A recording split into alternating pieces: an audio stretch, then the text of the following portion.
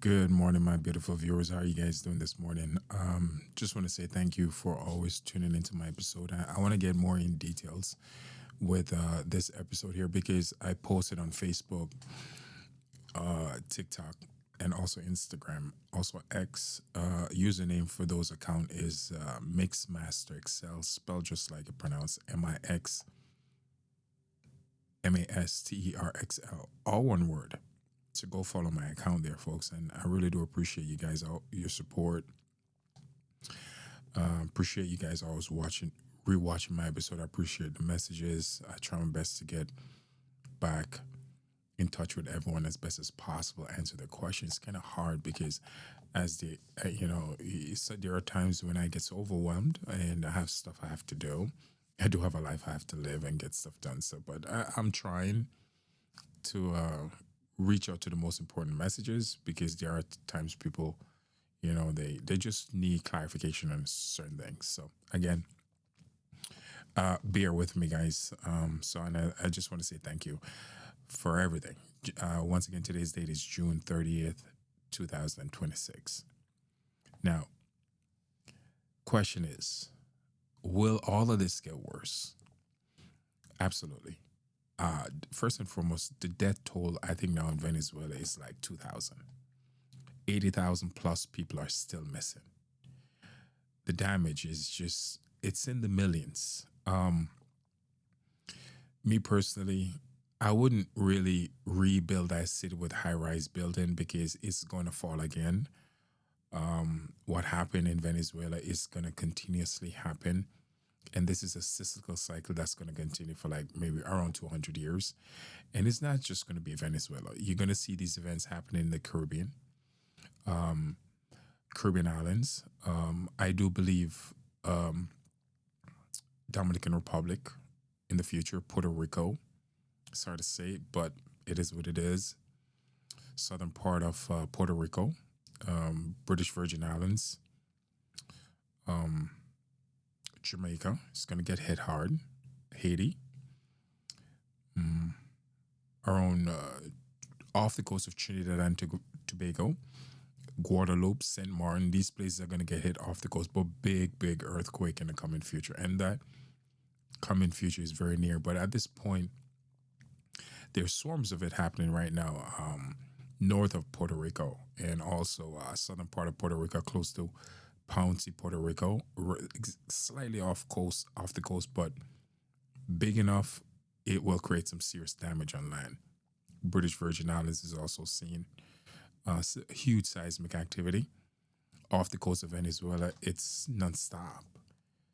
They're not that.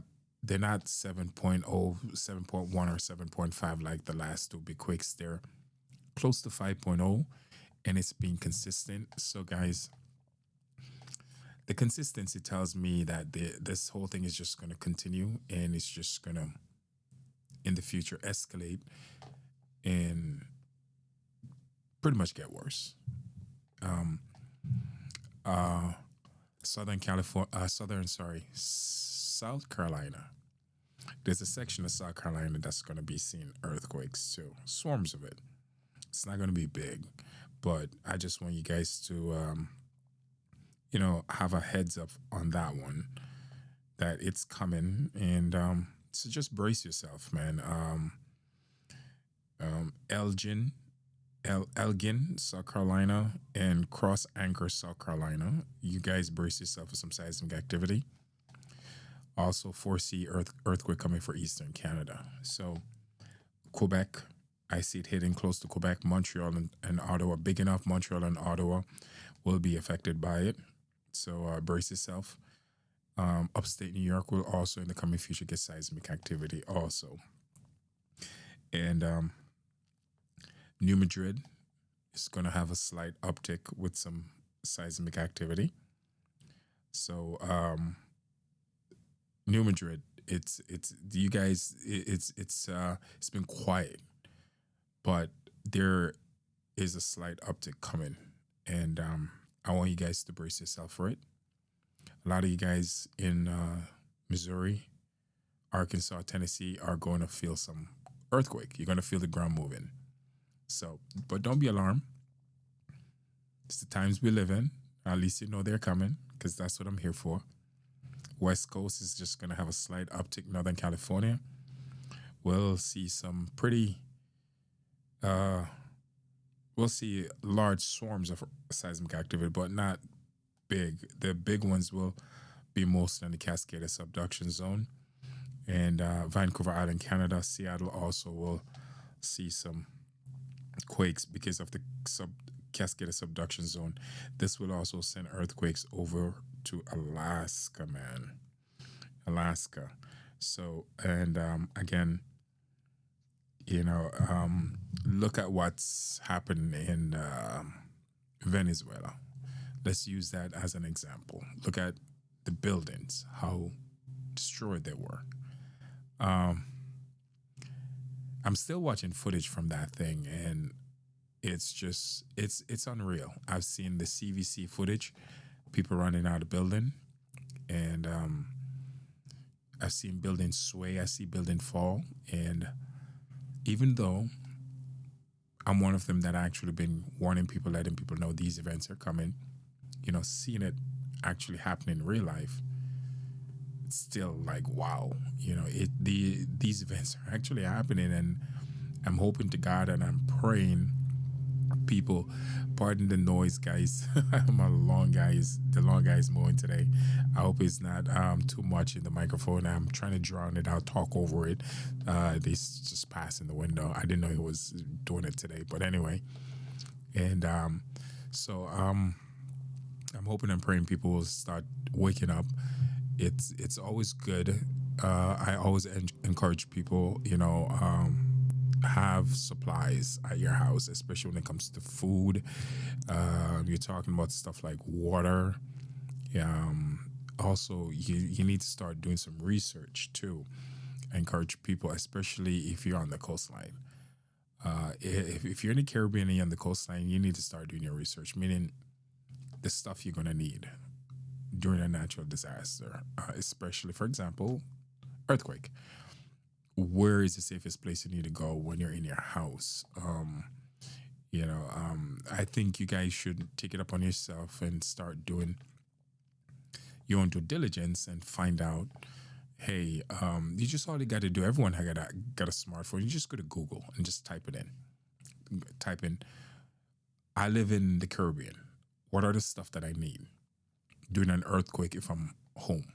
Or ask question if I'm at work. If you live in Eastern Canada, do some due diligence in that also. You need first aid kit. I suggest you start stacking up on food.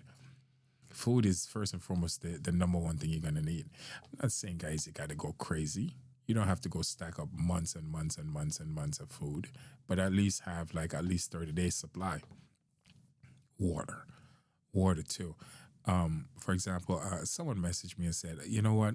I bought food, but some of it's spoiled. Listen up carefully. I stack up on food, canned food and stuff like that, but I also separate the food according to the date in the boxes.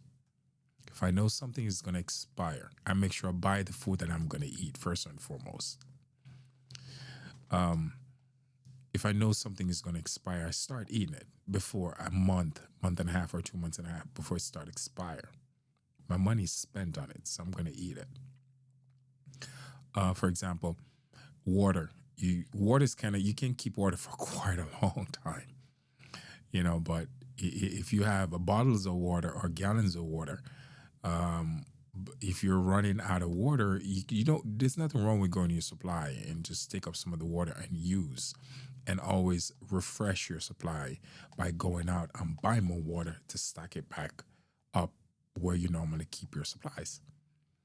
And this is how I'm teaching people, letting people know this is how you got to treat your food and your water.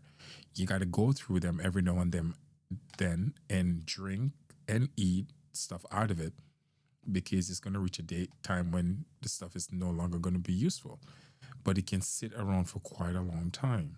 So you want to buy things that you eat pretty much on a regular basis. You have no problem eating it. Don't go crazy and buy everything. If you don't eat it, why buy it? But make sure that when there is any form of disaster, grid situation, electrical situation, transportation situation, crisis situation when it comes to fuel, you got access to these things. You get access to food, you got access to water. And one thing I always encourage people to, especially people always ask me, I'm looking to move, I don't know where I need to go. First and foremost, guys, one of the safest places you can go, it's not really, I'm just going to break it down. The further you get away from coastline and higher above sea level, the safer you're going to be. This is the best way I can explain it. It doesn't matter where you're at. US, South America, Mexico, Europe, Africa, Middle East, Australia, New Zealand. If you're on the coastline, it doesn't matter where you're at on this planet. If you're on the coastline, you're in trouble. These are the sections that's going to be affected pretty bad. You know, I'm foreseeing earthquake coming for Canada, eastern part of Canada.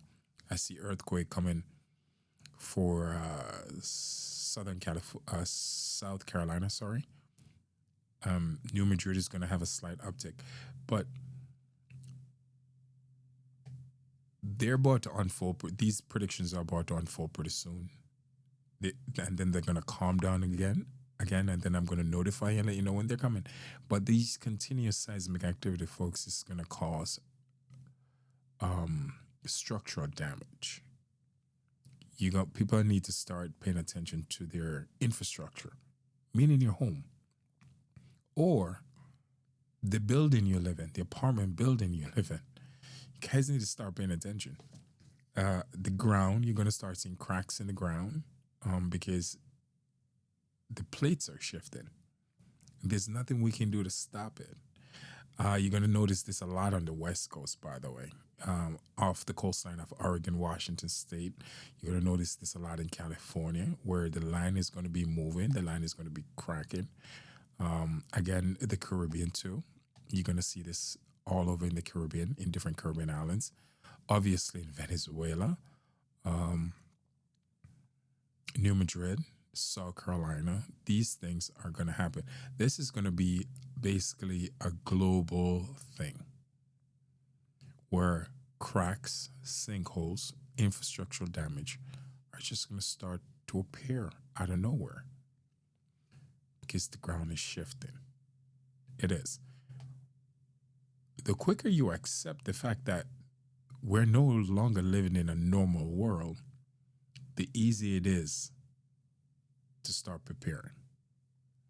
Things are no longer normal. So once you see it for what it is and realize, wow, we're living in unusual times. Yes, we are. And it's about to get even crazier. That's the crazy part. It's not going to get better. For the next 200 years, all these events are just going to accumulate and compound on top of each other. And basically, I'm just trying to say it the nicest way possible for the next 200 years. It's where one civilization comes to an end and the other one begins. When everything is all said and done, we start all over again. This is a phase humanity's been going through for a long time, guys. This is nothing new. It really isn't. We're not taught this because they don't really want us to know. I mean, according to certain literature, certain books, it seems like we've only been here for like 4,000 years, 5,000 years, 6,000 times. No, we haven't. We've been here millions of years. Yes, we have. Actually, during the Ice Age, which is about a little over 100,000 years now, we had 4 different species of Homo sapien, including us. We were one class. We're actually the only one that actually make it out the Ice Age. You know why? I make it very simple. We had a bigger brain. We was just simply an upgrade from other Homo sapiens, and we had a bigger brain. We interbreed with Neanderthal for 20,000 years. We did. Neanderthal didn't make it through the Ice Age. They couldn't. We did. So what I'm trying to say is that we're not going anywhere. We're not. We're still going to be here. But every couple of thousand years, civilization comes to an end. Atlanteans went through it. Atlants, Aztecs, Mayans, they all went through it. The Egyptians, they all went through it. The rise of one civilization and the death of the same civilization. Then another one comes about. We're no different. We are simply no different. So these quakes, they're just going to get worse. The Caribbean, I just want to give you guys a heads up. Just be aware. Have the necessary stuff you need in your home for you and your family. And please, I urge you guys, have food and water stock up somewhere in the house for an emergency. Better yet, if you can grow your own food, do it. Have a garden. I encourage it. If you can do that or farm, by all means do it because it will put you ahead of the game. You'll be ahead of everybody. I encourage you. Once again, I enjoy talking to you folks. I enjoy sharing this information. I love each and every one of you. I hope so. I hope this information resonate with someone and they fully understand what I'm trying to do. Thank you. Stay blessed.